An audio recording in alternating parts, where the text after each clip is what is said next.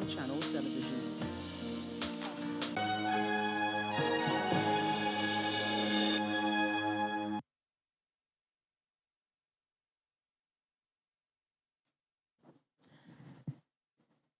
You're welcome back. Well, the World Bank has forecasted that Nigeria's economy will grow by 2.5% in 2022 and 2.8% in 2023, placing this beside the projection of high inflation. And now the United States Federal Reserve has confirmed that inflation is at its highest in 40 years, and that's at 7% in December 2021. And of course, with the forecast of the FDC on our inflation, well, we'll put all of this together, and Bolanle Agbaje has a way of doing that. Thank you so much, Bolanle. Good to have you for the second time this week. Thank you for having me. So FDC is projecting moderation of the inflation again for the ninth consecutive time. Yes. Meanwhile, we see a highest in 40 years in the United States. Yes. Where are we? How do we get here? It's nice that we're on the right side of things compared to other nations. But looking at Nigeria, it's the inflation for the month of December. And what did we see in December?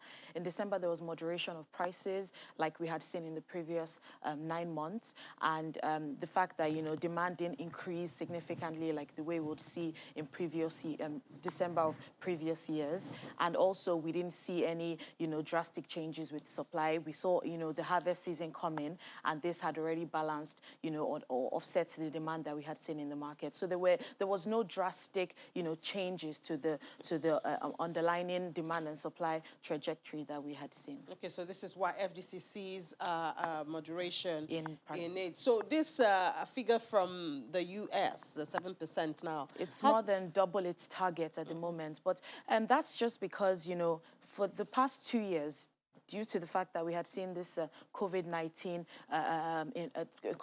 surges or increase in infection rates, some of these nations had, adapted policies, expansionary policies that would, target individuals within the economy. And that obviously led to increase in demand. The fact that we had lockdowns before that created, pent-up demand in the market, and that had, contributed to the high inflation prices, and also the supply disruptions as well, which they're still facing at the moment. But going forward, the Fed, expects that with increasing interest rates in this particular year, at about, I think they're planning on increasing interest rate by about 3 times this year. That should, reduce inflation. Although the Fed believes that inflation is transitory as opposed to persistent, but the World Bank has come in to say that, this particular inflation is now looking like it's persistent. Yeah, because last year, I think for months, we're talking about transitory, and we did not see it transiting anywhere. Yes, and that's just because, we had a driver. We had the fact that, the infections came in, and that was what drove, the increase in inflation, or the disruptions that it caused was what drove the increase in inflation rate. But we will definitely see what happens. The last time this happened was, during the Great Depression, where Paul Volcker came in to, solve this problem by aggressively increasing interest rates, which caused, the Great Depression. But hopefully this year, between this year and next year, we will definitely be watching. It's more or less going to be an interesting, one to watch, see how the Fed would actually bring this inflation down. And, energy prices also contributed to all this disruption. Yes. The semiconductors, part of the supply disruption. Yes. And we don't have most of that solved because we still have energy issues. Yeah, but you do know that in 2019, even before, we had seen this COVID infections coming, OPEC Plus were already, aggressively trying to increase oil prices. So this followed on for the next 2 years. So coupled with the pent-up demand that we had seen in the market, the fact that those lockdowns, reduced demand aggressively, and when we came out of those lockdowns, we had seen a drastic increase in the demand for, oil, gasoline, and also the climate change issue. Climate change is more or less something else at the moment. So that had also increased the demand for energy prices as well. And I'm sure Biden administration will be frowning at this because their plan is to go towards more greener energy, but this is is not the case, because you're seeing the fact that the U.S. is also trying to increase its oil production. I think their current oil production is about 11%, and this is supposed to increase to about 12.3% in the next 2 years, according to the EIA. And we see countries also going back to coal, more coal in UK, in Asia, and all that. To kind of as a substitute as well, which is definitely not, the cleaner energy we're looking at. Yes. Okay, so coming back to Nigeria now, the World Bank has forecasted Nigeria to grow by 2.5% this year. Is that a good thing? Yeah, it's not necessarily significant. This is just 1% up from what it was, or what they had forecasted for last year. And that's just because, the World Bank has seen that most emerging market economies and developing economies are going to be struggling. The fact that, they're seeing signs of increased global inequality, the fact that they're seeing indebtedness, increase in most of these African nations in particular, it's a sign why, it's the reason why, they're predicting this slight increase in GDP. But do you even see us meeting this 2.5? If we do things right, yes. What are the things? If we're, strategic about our revenue generation, if, most of the debt that we've acquired is focused, or is, focused on the supply side of the economy. So you're looking at education, infrastructure, those things that would replicate, or increase growth in the long run. So I think the government is definitely working at this. It's something that, is encompassed in the budget. They're looking for ways to generate revenue to fund some of these projects. But it seems when you mention revenue for the government, it's tax now. We have a lot of tax. But, and we also, we also have the adverse effect of some of these taxes. But they do say, tax now, enjoy later. So it's it's more or less it's a necessary evil that most economies usually adopt. But considering that we're already at the lower end of of the spectrum, it's just something we have to watch. Yeah, but people are not saying the government should not, of course, pursue taxation, but they're saying, why don't you increase the tax net? Why don't you work on improving the mechanism so you can capture more people instead of burdening the little number that you have? Yes. For instance, the 10% on carbonated drinks, it could result to, reduction in demands, which will affect employment, which will also affect tax being paid to the government. Yeah, so it's more or less progressive tax, that the government should be looking at, as opposed to taxing, final goods. It's much, it's much more humane to tax, the manufacturers, those that, produce goods within the economy. Because if you tax the final goods, it would mean that, the final individuals within the economy, the consumers, are the ones that are facing, this tax the hardest. But at the same time, there's no right time to tax. There's no, there's obviously a right way, but it would always hurt others and, benefit some. Someone will always be affected. Yes. And so yesterday we talked about exports, and because this is another way of revenue. Yes. And our guest then is into export and sale. Yes. And he did note some of, for instance, he gave an example of an individual who wanted to export yam. Yes. And because of all the delays and the bureaucracy. yes. By the time the yam got to the United States, it was bad. Already, yes. So what he does now, what that individual does now, is to ship his yam through Ghana. Now, we're losing money, so if we want to make money, are these not areas we should look at? To cut, instead of just, taxing people that you have fintechs, you have the young guys who are trying to come up, and then those are the people we are breathing down on. They have to do this. The courier services that have not even found their feet, now they have to pay tax. I mean, how strong is our courier sector? It's definitely something that I'm sure the government would definitely be looking at.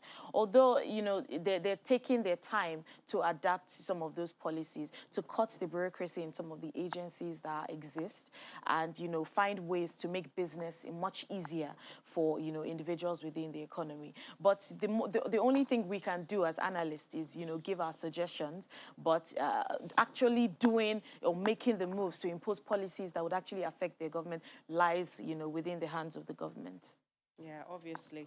Well, we also see on your slide that China applies brake on African lending. Yes, That's the yes. Belt and Road Initiative. It's What did it's Africa do wrong?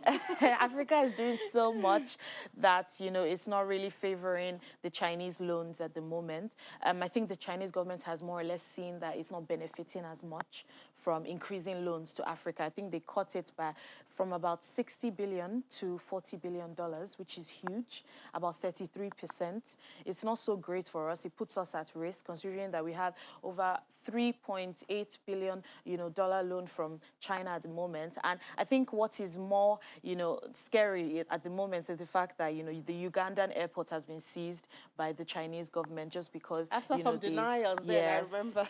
just because, they defaulted on the loans. And it calls to question what would happen to Nigeria if we also default. Well, I'm sure the government is definitely not, but we've never really, okay, we have defaulted in the past, but not in this way. So hopefully, I don't think, our case would also be the case in Uganda. But they're looking to, invest more in SMEs, private investment flows, and other aspects that, Because will that seem would, more favorable to them. exactly. Yes. So, I mean, we shouldn't be so scared. I think we're in a good place when it comes to I think that. out of all the African countries, I believe that we're in a good place. We have a better relationship with China at the moment. So I think the only risk there is, the reduction in loans that we'll probably be getting from them in the future. But at the same time, the question is, when would Africa stop borrowing from China? When would Africa stop borrowing in general? When would we become self-sustainable like the way it is in other countries? Yeah, and we keep talking about the wealth of the African markets, the billions of market that is there, the potential. But when We it have the comes to, we potential. have AFCFTA, which is just lying fallow now. I mean, 2021 was declared Nigeria's AFCFTA year, and yet when you talk to people who are supposed to be there, oh, we're working on the guidelines, oh, we're working on the area. But we had the disruption that COVID brought, so I mean, that hopefully, was 2020. I yes, mean, we did have that, and I'm sure most countries are still focusing on building, their economy, recovering from this, infections that came into the market. But I'm sure as the years go by, something they will definitely go back to and make sure, they gain the benefits from the trade. Let's remain optimistic. Yes. And then oil price slips, but it's still above 80, so we are still in Was a still good very place. good. Was still very good. I think the only risk is, the increase in production from the U.S. in the nearest term.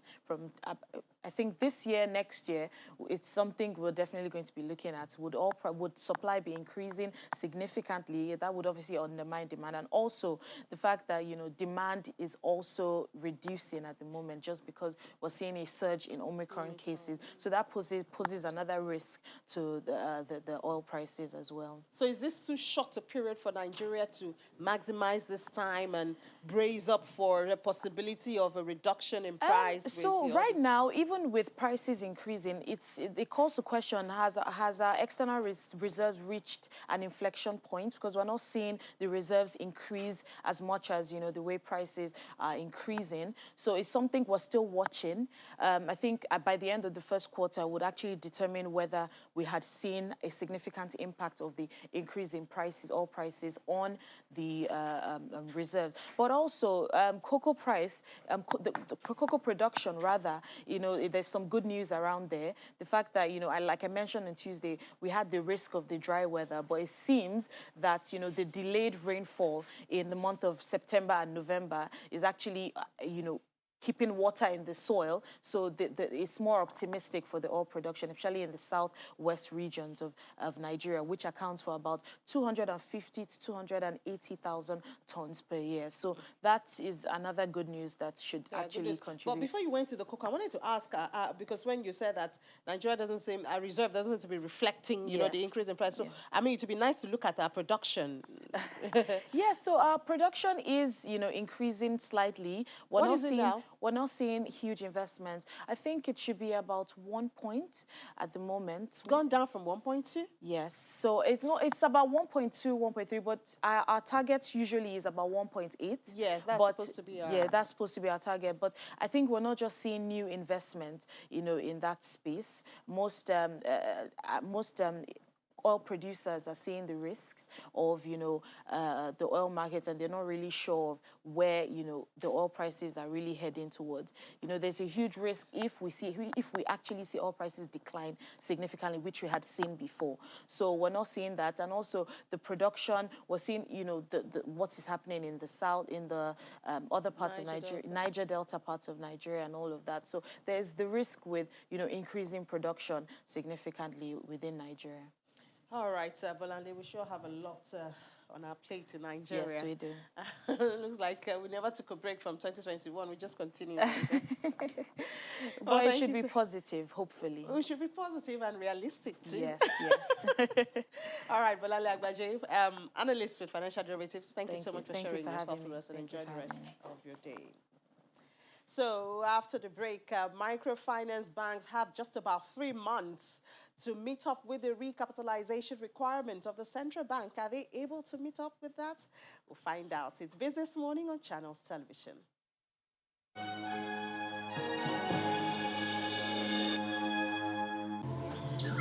34 million hectares of arable land. Over 200 million people. One nation.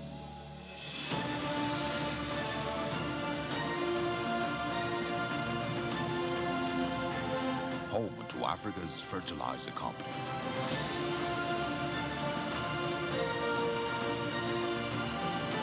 Dangote Fertilizer. Pure urea fertilizer.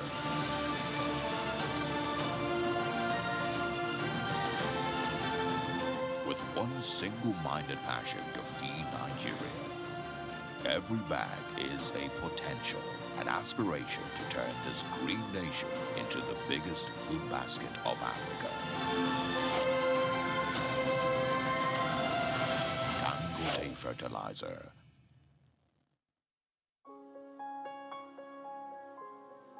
Religion acknowledges it.